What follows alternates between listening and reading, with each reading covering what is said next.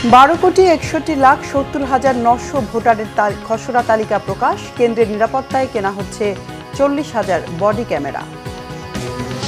ভোটের দিন প্রিজাইডিং অফিসারদের নিরাপত্তা দেবে সশস্ত্র আনসাররা।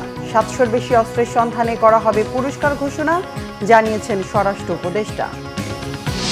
কাল মালয়েশিয়া যাচ্ছেন ডক্টর ইউনূস। আনোয়ার ইব্রাহিমের সাথে বৈঠক মঙ্গলবার, বসবেন ব্যবসায়ী বিনিয়োগকারীদের সাথেও। রাজনৈতিক অস্থিরতার কারণে বাড়ছে না বিনিয়োগ, বলেছেন গভর্নর। মূল্যস্ফীতি 5% নামিয়ে আনার চেষ্টা।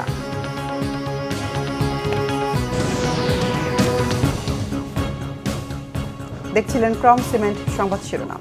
এবার বিস্তারিত সংবাদ। ত্রয়োদশ জাতীয় সংসদ নির্বাচনকে সামনে রেখে খসড়া ভোটার তালিকা প্রকাশ করেছে নির্বাচন কমিশন। তালিকা অনুযায়ী বর্তমানে দেশে মোট ভোটার সংখ্যা 12,61,70,900 জন। রবিবার সকালে আগারগাঁও নির্বাচন কমিশনের সিনিয়র সচিব আক্তার আহমেদ এই তথ্য জানান। তিনি বলেন, 2025 সালের মার্চ পর্যন্ত মৃত ব্যক্তিদের ভোটার তালিকা থেকে বাদ দিয়ে নতুন এই খসড়া প্রকাশ করা হয়েছে। খসড়া ভোটার তালিকায় এবার নতুন যুক্ত হয়েছে 24,38,626 জন। এবার 3টি ভোটার তালিকা করা হচ্ছে, জানিয়ে সচিব বলেন, প্রকাশিত খসড়া ভোটার তালিকায় কোনো ভুল থাকলে তা আগামী 31 আগস্টের মধ্যে সংশোধন করে চূড়ান্ত তালিকা প্রকাশ করবে কমিশন। 12,37,274 সাথে যদি এই প্রাপ্ত ভোটারের সংখ্যা আমরা যোগ করি, তাহলে আমাদের ভোটারের সংখ্যা যে দাঁড়াবে 12,61,70,900। আমরা আগামী 31 আগস্টের ভিতরে এটা চূড়ান্ত করব। এর মধ্যে আজকে তো আমাদের অফিসগুলো এটার প্রকাশ করা হয়েছে। এই ব্যাপারে তাদের যদি সংশোধনী কিছু থাকে, সেই সংশোধনীগুলো আমাদেরকে জানাবেন এবং সংশোধনী অনুযায়ী আমরা এটা চূড়ান্ত করব 31 আগস্ট। জাতীয় সংসদ নির্বাচনকে সামনে রেখে ভোট কেন্দ্রের নিরাপত্তা নিশ্চিত করতে পুলিশ বাহিনীর জন্য 40,000 বডি ওয়ার্ন ক্যামেরা কিনতে যাচ্ছে অন্তর্বর্তী সরকার। প্রধান উপদেষ্টা ডক্টর মোহাম্মদ ইউনূসের সভাপতিত্বে শনিবার রাষ্ট্রীয় অতিথি ভবন যমুনায় উচ্চ পর্যায়ের এক বৈঠকে সিদ্ধান্ত হয়। প্রধান উপদেষ্টার কার্যালয়ে এক সংবাদ বিজ্ঞপ্তিতে এই তথ্য জানানো হয়েছে। প্রধান উপদেষ্টার বিশেষ সহকারী ফয়েজ আহমেদ তৈয়ব জানিয়েছেন, বডি ক্যামেরা কেনার প্রক্রিয়া প্রায় চূড়ান্ত পর্যায়ে রয়েছে। নির্বাচনের আগে অক্টোবরের মধ্যে এই বডি ক্যামগুলো সংগ্রহ করা হবে, যাতে পুলিশ সদস্যরা এর এআই প্রযুক্তি সহ অন্যান্য ফিচার সম্পর্কে যথাযথ প্রশিক্ষণ নিতে পারেন। তিনি আরও বলেন, জার্মানি, চীন এবং থাইল্যান্ডের 3টি প্রতিষ্ঠানের সঙ্গে যোগাযোগ করা হয়েছে এই ক্যামেরাগুলো সরবরাহের জন্য। নির্বাচনের দায়িত্বে পুলিশ সদস্যদের বুকে লাগানো অবস্থায় এই ডিভাইসগুলো ব্যবহৃত হবে। বৈঠকে প্রধান উপদেষ্টা ডক্টর ইউনূস সংশ্লিষ্ট কর্মকর্তাদের ক্যামেরা সংগ্রহের প্রক্রিয়া দ্রুত শেষ করতে এবং পুলিশ সদস্যদের যথাযথ প্রশিক্ষণের ব্যবস্থা নিতে নির্দেশ দেন। গত বছরের 5 আগস্ট হারিয়ে যাওয়া 700-র বেশি অস্ত্রের খোঁজ এখনো মেলেনি, জানিয়েছেন স্বরাষ্ট্র উপদেষ্টা অবসরপ্রাপ্ত লেফটেন্যান্ট জেনারেল জাহাঙ্গীর আলম চৌধুরী। হারিয়ে যাওয়া অস্ত্রের খোঁজ পেতে পুরস্কার ঘোষণা করবে সরকার। সচিবালয়ে ব্রিফিংয়ে তিনি এসব কথা বলেন। স্বরাষ্ট্র উপদেষ্টা বলেন, দেশীয় অস্ত্র যারা বানায় তাদের সচেতন হতে হবে। যারা সন্ত্রাসীদের কাছে অস্ত্র বিক্রি করে তাদের আইনের আওতায় আনা হবে। জানান, গাজীপুরের ঘটনা দুঃখজনক। এই ঘটনায় জড়িত বেশিরভাগই আটক হয়েছে। দ্রুত সময় চার্জশিট দেওয়ার চেষ্টা করা হচ্ছে। নির্বাচনের দিন প্রিজাইডিং অফিসারের জন্য অস্ত্রসহ আনসার দেয়া হবে। নির্বাচনে আইনশৃঙ্খলা বাহিনীর ভূমিকা মাঠ পর্যায়ে। কমিশন, রাজনৈতিক দল ও ভোটারদের ভূমিকা ব্যাপক বলেও মন্তব্য করেন তিনি। স্বরাষ্ট্র উপদেষ্টা বলেন, জাতি হিসেবে অসহিষ্ণু হয়ে গেছি। সবাই যে কোনো ঘটনায় ভিডিও করা শুরু করে, কিন্তু কেউ প্রতিহত করতে যায় না।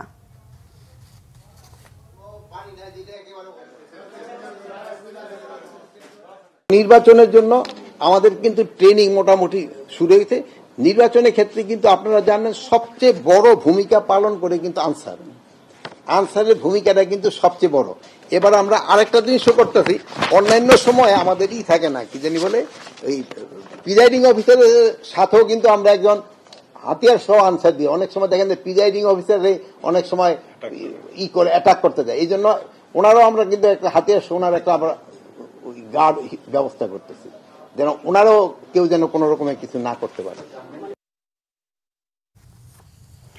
দর্শক, এই মুহূর্তে আগারগাঁয়ে নির্বাচন কমিশনে আছেন সহকর্মী মোবাশ্বের আহমেদ। সরাসরি যুক্ত হচ্ছে তার সাথে। মোবাশ্বের, খসড়া ভোটার তালিকা নিয়ে নির্বাচন কমিশনের পক্ষ থেকে কি জানানো হয়েছে? যেভাবে আপনি যে বিষয়টা জানতে চাচ্ছিলেন, আসলে আপনি জানেন যে প্রধান উপদেষ্টা নির্বাচনের একটি রোডম্যাপ অর্থাৎ তারিখ বা মাস ঘোষণা করার পর থেকে কিন্তু সংশ্লিষ্ট নির্বাচন কমিশন অফিস এই ফেব্রুয়ারিকে অর্থাৎ আসন্ন আগামী বছরে যে ফেব্রুয়ারি মাস তাকে কেন্দ্র করে কিন্তু এই নির্বাচনের যে প্রস্তুতি সেটি তারা নিচ্ছে এবং তারই ধারাবাহিকতায় আজকে 10ই আগস্ট তারা নতুন খসড়া ভোটার তালিকা প্রকাশ করেছে হালনাগাদের পর।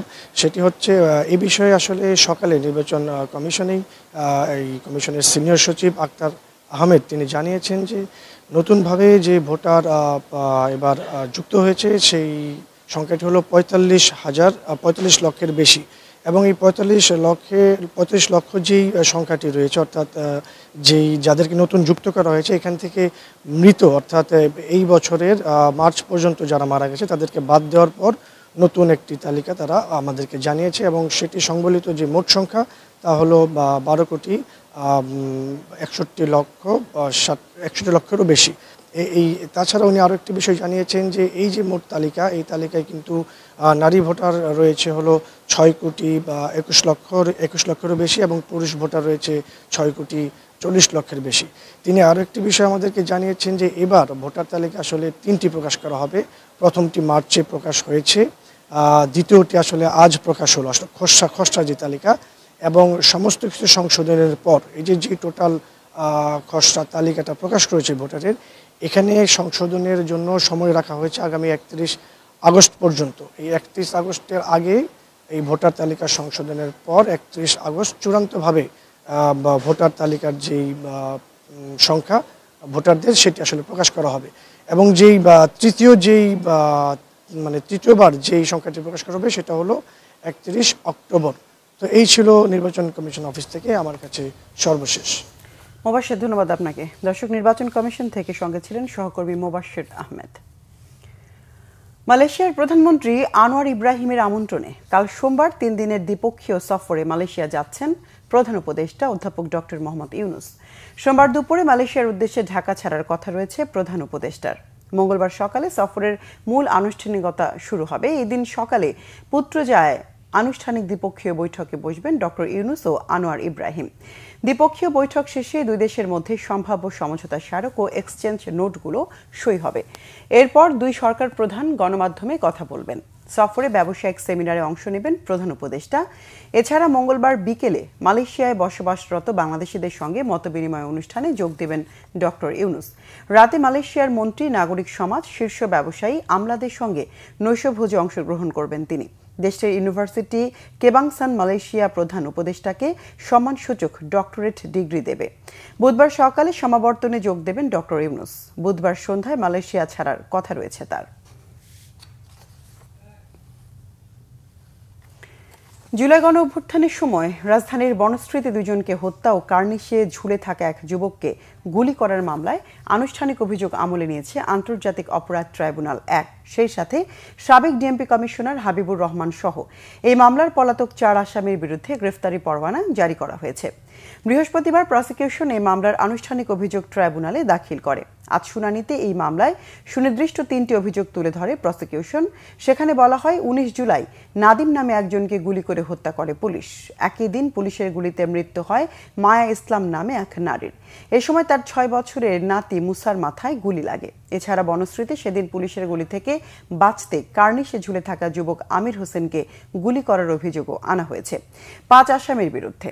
সাবেক ডিএমপি কমিশনার হাবিব সহ বাকি 4 আসামিরা হলেন ডিএমপির খিলগাঁও অঞ্চলের সাবেক এডিসি রাশেদুল ইসলাম, রামপুরা থানার সাবেক ওসি মশিউর রহমান, সাবেক এসআই তারিকুল ইসলাম ভুইয়া ও রামপুরা পুলিশ ফাঁড়ির সাবেক এএসআই চঞ্চল চন্দ্র সরকার। তাদের মধ্যে শুধু চঞ্চল গ্রেফতার হয়ে কারাগারে আছেন। দীর্ঘ 16 বছর পর আজ অনুষ্ঠিত হচ্ছে রাজশাহী মহানগর বিএনপির দ্বিবার্ষিক সম্মেলন। দুপুরে নগরীর পাঠানপাড়া কেন্দ্রীয় ঈদগাহ সংলগ্ন সড়কে আয়োজিত সম্মেলনে প্রধান অতিথি হিসেবে লন্ডন থেকে ভার্চুয়ালি বক্তব্য রাখবেন দলের ভারপ্রাপ্ত চেয়ারম্যান তারেক রহমান। অতিথি হিসেবে উপস্থিত থাকবেন বিএনপি চেয়ারপারসনের উপদেষ্টা মিজানুর রহমান মিনু ও আব্দুস সালাম, কেন্দ্রীয় বিএনপির বন ও পরিবেশ বিষয়ক সম্পাদক মোসাদ্দেক হোসেন বুলবুল। এদিকে শনিবার মধ্যরাতে সম্মেলন স্থল পরিদর্শন করেছেন বিএনপি চেয়ারপারসনের উপদেষ্টা ও সম্মেলন প্রস্তুতি কমিটির প্রধান আব্দুস সালাম সহ কেন্দ্রীয় ও স্থানীয় নেতারা। এক বছরে দেশের আর্থিক খাতে স্থিতিশীলতা ফিরলেও রাজনীতি স্থিতিশীল না হওয়ায় বিনিয়োগ বাড়ছে না বলে মন্তব্য করেছেন বাংলাদেশ ব্যাংকের governor doctor Ahsan H Mansur. চলতি অর্থবছর শেষে মূল্যস্ফীতি ৫% নেমে আসবে এমন আশা তার। সকালে রাজধানীর একটি হোটেলে বেসরকারি গবেষণা সংস্থা সিপিডির সংলাপে গভর্নর জানান, বর্তমানে মূল্যস্ফীতি ৮.৫% হলেও শীঘ্রই তা কমে আসবে। অনুষ্ঠানে বস্ত্রকল মালিকদের সংগঠন বিটিএমএ সভাপতি শওকত আজিজ রাসেল অভিযোগ করেন, চাঁদাবাজির যন্ত্রণায় কাজ করতে পারছেন না কারখানা মালিকরা। উল্টো ভালো পদক্ষেপ না নিয়ে কর্পোরেট কর সহ বিভিন্ন কর বাড়িয়ে উদ্যোক্তাদের ভোগান্তিতে ফেলা হয়েছে। অন্তর্বর্তী সরকার ৩৬৫ দিনে ম্যাজিক্যাল কিছু করতে পারেনি বলে মন্তব্য করেন বিটিএমএ সভাপতি। সংলাপে সিপিডি নির্বাহী পরিচালক ডক্টর ফাহমিদা খাতুন বলেন, সাধারণ মানুষকে স্বস্তি দেয়া অন্তর্বর্তী সরকারের মূল কাজ হলেও সেটি করতে সরকার ব্যর্থ হয়েছে। প্রতিষ্ঠানটির ফেলো ডক্টর মোস্তাফিজুর রহমান জানান, দেশে অর্থনৈতিক স্থিতিশীলতার সুফল সামগ্রিকভাবে ছড়িয়ে দেয়া যায়নি। এ বিষয়ে গভর্নরের আহ্বান, সার্বিক অগ্রগতির জন্য দেশের আর্থিক খাতকে অবশ্যই রাজনীতির ঊর্ধ্বে রাখতে হবে। রাজনৈতিক কারণে, অর্থনৈতিক কারণে, কোভিডের কারণে অনেক ব্যবসা প্রতিষ্ঠান ব্যাপকভাবে ক্ষতিগ্রস্ত হয়েছে, কোনো সন্দেহ নাই। কিন্তু কোন ক্ষেত্রে যদি কোনো উদ্যোক্তা তার বিশেষ কারণ দেখিয়ে প্রমাণ করতে পারে যে সে ভায়াবল, সামনের দিকে সে এগিয়ে যেতে পারবে, তাহলে অবশ্যই তার ভায়াবিলিটিকে আমরা বিবেচনায় নিয়ে তাকে এগিয়ে যেতে দেব। চট্টগ্রাম বন্দরে ব্রাজিল থেকে আমদানি করা একটি স্ক্র্যাপ কন্টেইনারে পাওয়া গেছে তেজস্ক্রিয়তা। এতে কন্টেইনারটির খালাস স্থগিত রাখা হয়েছে। কাস্টমস কর্মকর্তারা জানান, এই তেজস্ক্রিয়তা উচ্চমাত্রার নয়, তবে পরীক্ষার পর জানা যাবে প্রকৃত মাত্রা। গত ৩০ মার্চ ব্রাজিলের উত্তরের শহর মানাউস থেকে কন্টেইনারটিতে স্ক্র্যাপ বা পুরনো লোহার টুকরো বোঝাই করা হয়। ব্রাজিল সহ পানামার ক্রিস্টোবাল, নেদারল্যান্ডসের রটারড্যাম, শ্রীলঙ্কার কলম্বো ট্যুরে চট্টগ্রাম বন্দরে পৌঁছায় কন্টেইনারটি। চট্টগ্রাম বন্দর কর্তৃপক্ষের সচিব মোহাম্মদ ওমর ফারুক বলেছেন, সতর্ক সংকেত পাওয়ার পর কন্টেইনারটি খালাস স্থগিত করে আলাদা জায়গায় রাখা হয়েছে। পরমাণু শক্তি কমিশনের বিজ্ঞানীরা পরীক্ষা করবেন এর তেজস্ক্রিয়তার মাত্রা। বরিশাল শেরেবাংলা মেডিকেল কলেজ হাসপাতাল সহ সারা দেশে স্বাস্থ্য খাতে অব্যবস্থাপনার প্রতিবাদে আজও বরিশাল কুয়াকাটা মহাসড়ক অবরোধ করেছে ছাত্র জনতা। সকালে নগরীর নথুল্লাবাদ এলাকায় ঢাকা বরিশাল মহাসড়ক আটকে দেয়া হয়। আন্দোলনকারীরা বলেন, দীর্ঘদিন ধরে সরকারি হাসপাতালে সিন্ডিকেটের কারণে মানুষ চিকিৎসা সেবা পাচ্ছে না। হয়রানি ও ভোগান্তির শিকার হতে হচ্ছে রোগী ও স্বজনদের। স্বাস্থ্য খাতের এই সিন্ডিকেট ভাঙতে হবে। এছাড়া 14তম দিনের মতো আন্দোলনকারীরা নানা কর্মসূচি পালন করলেও স্বাস্থ্য অধিদপ্তর এ বিষয়ে তাদের সাথে কোনো আলোচনায় বসেন। দ্রুত এই সমস্যার সমাধান না হলে এই ব্লকেট কর্মসূচি চলবে বলে হুঁশিয়ারি দেন তারা। এদিকে মহাসড়ক অবরোধের কারণে রাজধানীর সাথে কুয়াকাটা সহ বিভাগের 6 জেলার সড়ক যোগাযোগ বন্ধ। এতে দুর্ভোগে যাত্রীরা। বঙ্গোপসাগরে চট্টগ্রাম উপকূলে মাছ ধরার ট্রলার ডুবে 8 জেলে নিখোঁজ হওয়ার 3 দিন পর আরও 2 জেলের লাশ উদ্ধার হয়েছে। এ নিয়ে 4 জনের মরদেহ উদ্ধার হলো। সকালে আনোয়ারা উপকূল থেকে লাশ দুটি উদ্ধার করে নৌ পুলিশ। এর আগে শনিবার বিকেলে নগরীর পতেঙ্গা থানার কর্ণফুলী নদীর 15 নম্বর ঘাট সংলগ্ন এলাকা থেকে আরও 2 জেলের মরদেহ উদ্ধার করা হয়। 7 আগস্ট দুপুরে কর্ণফুলী নদীর ফিশারি ঘাট থেকে মাছ ধরতে যাওয়া এফবি অনিকা নামের ট্রলারটি বঙ্গোপসাগরের চট্টগ্রাম উপকূলে একটি জাহাজের ধাক্কায় ডুবে যায়। ট্রলারটিতে 19 জন জেলে ছিল। এর মধ্যে 11 জনকে অন্য একটি ট্রলারে উদ্ধার করে নেওয়া হয়, বাকি 8 জন নিখোঁজ। শুক্রবার সকালে ট্রলারের মালিক বিষয়টি কোস্টগার্ডকে জানালে তারা তল্লাশি শুরু করে। সিলেটের গোলাপগঞ্জে দুর্বৃত্তদের ছুরিকাঘাতে যুবদল কর্মী খুন হয়েছেন। স্থানীয়রা জানান, শনিবার রাতে পৌরসভার কদমতলা এলাকায় রনির উপর হামলা চালায় দুর্বৃত্তরা। আশঙ্কাজনক অবস্থায় Sylhet MAG Osmani medical college হাসপাতালে নেওয়া হলে চিকিৎসক তাকে মৃত ঘোষণা করেন। রনি যুবদলের সক্রিয় কর্মী ছিলেন। গোলাপগঞ্জ থানার ওসি মোহাম্মদ মনিরুজ্জামান মোল্লা জানান, পুলিশ ঘটনাস্থল পরিদর্শন করেছে। হামলাকারীকে ধরতে বিভিন্ন স্থানে অভিযান অব্যাহত রয়েছে।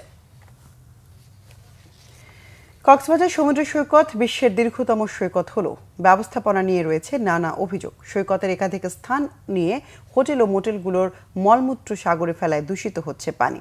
সৈকত ব্যবস্থাপনায় প্রশাসনের নির্ধারিত কমিটি থাকলেও এর নেই কোনো কার্যক্রম। কক্সবাজার প্রতিনিধি মোর্শিদুর রহমান খোকনের পাঠানো তথ্য ছবিতে 4 পর্বের ধারাবাহিক প্রতিবেদনের আজ দেখুন প্রথম পর্ব। কক্সবাজারে সমুদ্র সৈকতে বিস্তৃত বালুকা বেলায় ঘুরে বেড়ানোর ফাঁকে সাগরে গা ভিজাতে নামেন দেশ বিদেশ থেকে ছুটে আসা পর্যটকরা।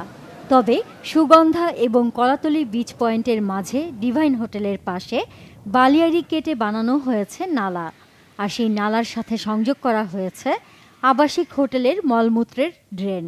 সরাসরি এসব মলমূত্র সাগরে পড়ায় অস্বস্তির কথা জানান পর্যটকরা।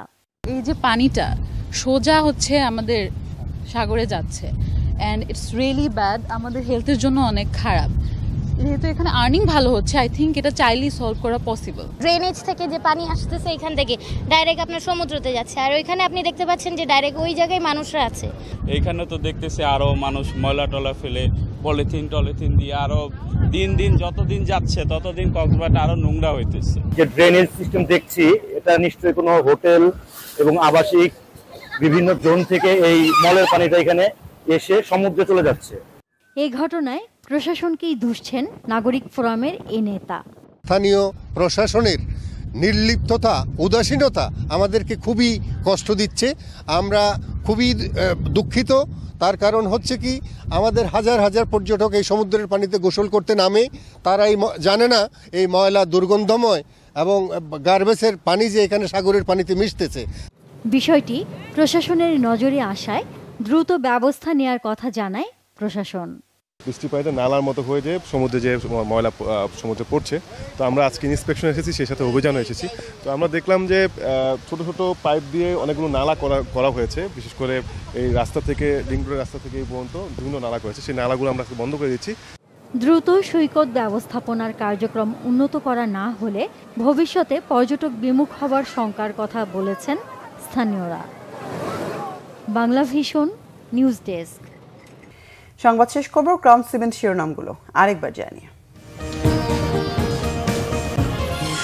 12,61,70,900 ভোটারের খসড়া তালিকা প্রকাশ, কেন্দ্রের নিরাপত্তায় কেনা হচ্ছে 40,000 বডি ক্যামেরা। ভোটের দিন প্রিজাইডিং অফিসারদের নিরাপত্তা দেবে সশস্ত্র আনসাররা, 700-র বেশি অস্ত্রের সন্ধানে করা হবে পুরস্কার ঘোষণা, জানিয়েছেন স্বরাষ্ট্র উপদেষ্টা। কাল মালয়েশিয়া যাচ্ছেন ডক্টর ইউনুস, আনোয়ার ইব্রাহিমের সাথে বৈঠক মঙ্গলবার, বসবেন ব্যবসায়ী বিনিয়োগকারীদের সাথেও। রাজনৈতিক অস্থিরতার কারণে বাড়ছে না বিনিয়োগ, বলেছেন গভর্নর, মূল্যস্ফীতি 5% নামিয়ে আনার চেষ্টা।